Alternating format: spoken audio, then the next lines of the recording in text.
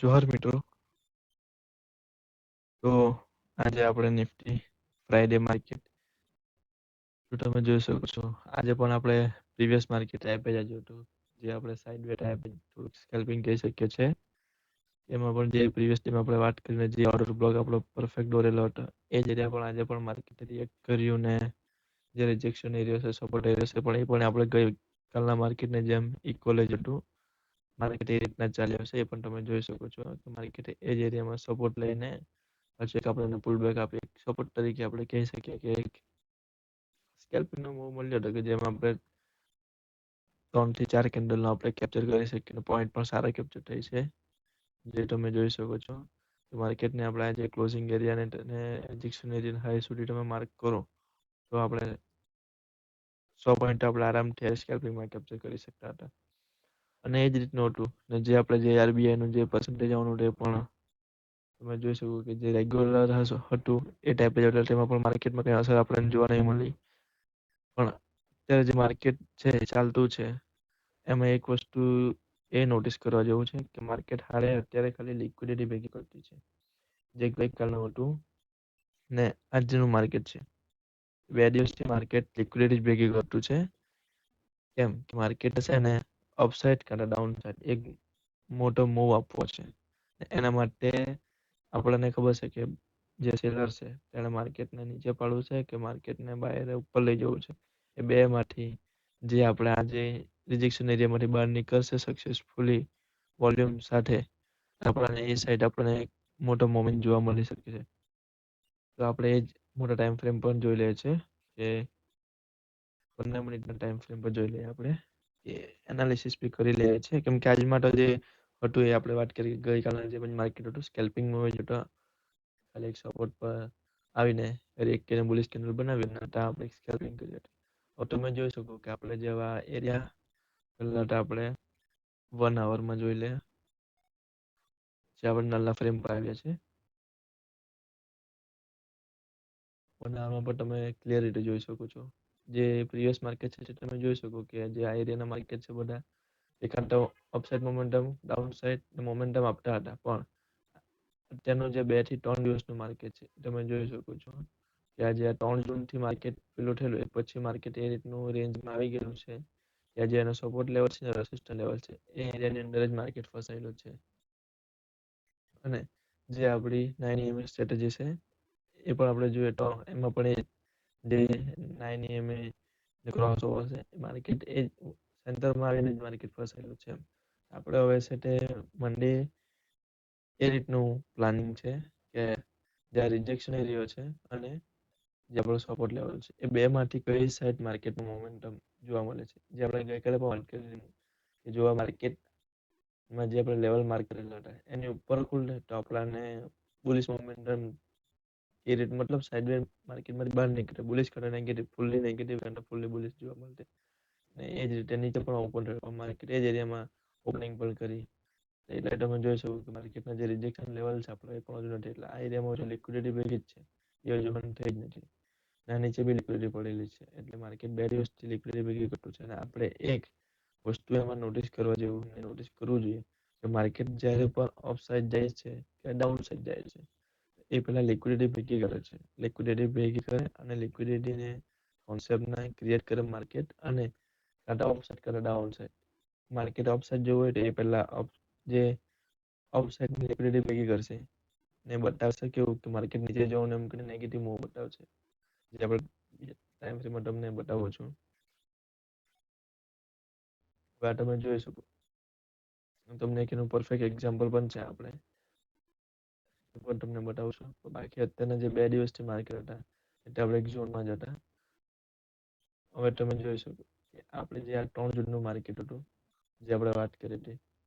હવે તમે એમાં જોઈ શકો કે એક આપણો ઓર્ડર બ્લોક પણ હતો સપોર્ટ પર પ્રીવિયસ માર્કેટ સાથે જોડાઈને.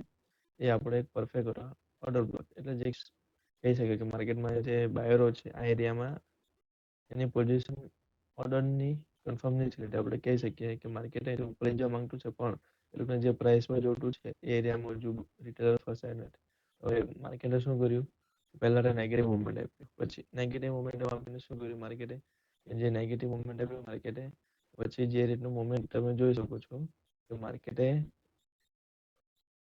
સપોર્ટ ને નેગેટિવ બતાવ્યો. પહેલા તો એક રેસિસ્ટન્ટ હતો જે આપણા પ્રીવિયસ માર્કેટનો તમે જોઈ શકો, જે રેસિસ્ટન્ટ હતો એને માર્કેટ રિજેક્શન એને બ્રેક કરીને જે ને પ્રીવિયસ માર્કેટનો જે સપોર્ટ ઝોન હતો આ એરિયાનો એને પણ બ્રેક કર્યું હતું. એટલે આમાં રિટેલરને એ લોકો ઇન્વાઇટ કરે, એ લોકોને છે તે માર્કેટ ફસાવવા માંગતો હતો, ટ્રેપ કરવા માંગતો હતો કે માર્કેટમાં છે તે એ લોકો પહેલા અપસાઇડ તો જવું હતું માર્કેટે. માર્કેટે પહેલા શું કર્યું, લિક્વિડિટી ભેગી કર્યું હતું. અને જોઈ શકો કે તમે આ માર્કેટ સ્લોલી નીચે જોયું, આમાં ઘણા લોકો રિટેલરો ફસાયા હતા કે એ લોકોને એમ લાગેલું માર્કેટ ભાઈ નેગેટિવ મોમેન્ટ છે તો એ લોકો હોલ્ડ કરીને બેઠા હશે અને એ લોકોના જે સ્ટોપ લોસ હશે એક રાખ્યા હશે નીચે. જે આ તમે જોઈ શકો રિજેક્શન આવ્યું તો એ લોકોના સ્ટોપ લોસ ક્યાં હશે, પુટ સાઈડમાં લીધા હશે, આ એરિયામાં હશે. નીચે આવ્યા એ લોકોના સ્ટોપ લોસ ઉપર, એટલે ઉપર લિક્વિડિટી ભેગી થવા લાગેલી આ એરિયામાં. તમે જોશો કે એ જ એરિયામાં એક બુલિશ મોમેન્ટમ બી જોવા મળેલું છે. આ માટે આપણને એ રીતનું જોવા નહીં મળતું કે સ્લોલી ડાઉનલોડ પણ જ્યારે માર્કેટ ફાઈટો અપસાઇડ ગયો તમે આ થ્રી કેન્ડલ જોઈ શકો. એમાં જ આપણે એક ફેર વેલ્યુ ગેપ બનેલું જેના વિશે આપણે ગઈકાલે વાત કરી હતી અને જે કાલે ટ્રેડેડ સ્કેલ્પિંગ કરેલ તેના વિશે આપણે જોયેલું તે જ આને જ આપણે લિક્વિડિટી કોન્સેપ્ટ કહે છે. માર્કેટે પહેલા અપસાઇડ જવા માટે એને લિક્વિડિટી ભેગી કરી હતી. હવામાં થયું કે માર્કેટે બંને વસ્તુને લિક્વિડિટી લીધી. કેવી રીતે તમે જોઈ શકો આમાં માર્કેટે એક બુલિશ કેન્ડલ પણ બનાવી હતી ઘણી બધી. એમાં જે રિટેલર છે એ કેન્ડલ જોઈને બાય સાઇડમાં પણ એ લોકો એન્ટ્રી મારી હશે તો એ લોકો સ્ટોપ લોસ ક્યાં આવવાના, એ લોકોના નીચે. એ લોકોના માર્કેટ તમે જોઈ શકો કે આ એરિયામાં તમે જુઓ કે જે રેડ કેન્ડલ પણ બનતી હતી એ નોર્મલ બનીને પાછી અપસાઇડ જતી. પણ આ તમે કેન્ડલને આપણે ઝૂમ કરીને જોયો છે તમને બતાવો.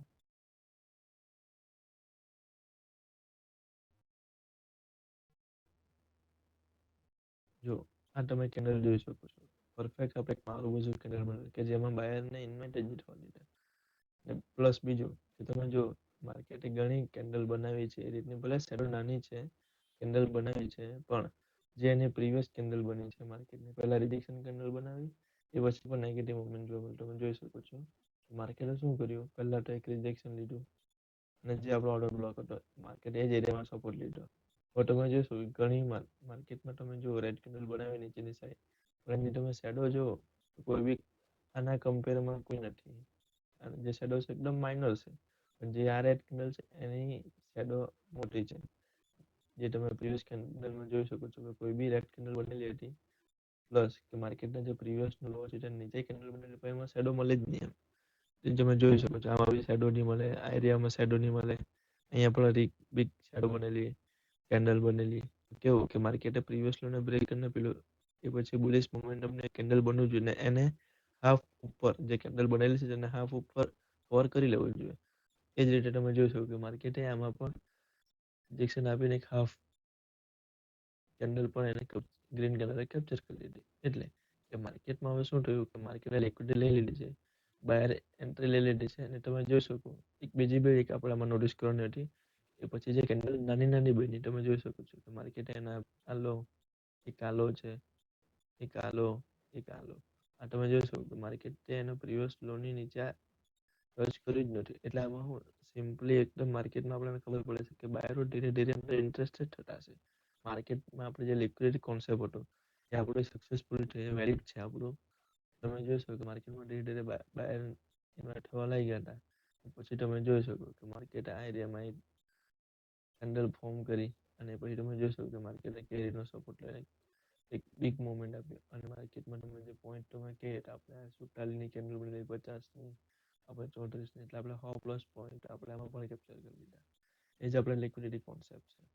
આ એરિયામાં પણ લિક્વિડિટી કોન્સેપ્ટ આપણે જે વાત કરેલી માર્કેટે જે પ્રીવિયસ નોટ એક તો ફેર વેલ્યુ ગેપ બી આપણે પરફેક્ટ હતું, લિક્વિડિટી ઝોન પણ આવી જતી એમાં, એટલે આપણે ડબલ વેરિફિકેશન થઈ ગયેલું એટલે ડબલ વેલિડ ગણાઈ ગયેલું આપણે. એ જ રીતે ઘણા બધી બી આપણે અમુક વાર એવું થાય છે કે આપણે એક બે સ્ટ્રેટેજીથી કામ ચાલી જાય પણ માર્કેટ વસ્તુ એવું છે કે એમાં આપણાને એક સ્ટ્રેટેજીથી કામ ચાલે એવું નહીં. કેમ કે માર્કેટમાં એક સ્ટ્રેટેજી રોજ બનવાની નહીં મળે. પણ જે મેન છે liquidity concept, order block, support resistant અને કેન્ડલ સ્ટિક એ વસ્તુનું જો આપણને પરફેક્ટ નોલેજ હોય તો આપણને પેલું કહી શકે કે સક્સેસફુલ ટ્રેડર બનવા માટે કોઈ રોકી નહીં શકવાનું. એના માટે ખાસ જરૂરી વસ્તુ એ જ છે ડિસિપ્લિન હોવું જરૂરી છે. ડિસિપ્લિન અને પેશન્સ એ હોવું જરૂરી છે આપણને. અને રિસ્ક મેનેજમેન્ટ પણ હોવું જરૂરી છે. આપણે જેટલું ઇન્વેસ્ટમેન્ટ કરતા છે તો એનું રિસ્ક મેનેજમેન્ટ હોવું જરૂરી છે. તો હવે જોઈએ છે સોમવારે અત્યારે તો માર્કેટ લિક્વિડિટી ભેગું કરતું છે. સોમવારે જોઈએ છે માર્કેટ ત્યાં લિક્વિડિટી લેતું છે, કઈ સાઈડ લેતું છે, અપ સાઈડ કે ડાઉન સાઈડ લેતું છે, તે સોમવારે જોશે કે રીતનું મોમેન્ટ આવે છે. તો સોમવારે મળીએ છીએ એક નવા વિડીયો સાથે. જય જોહાર, જય આદિવાસી.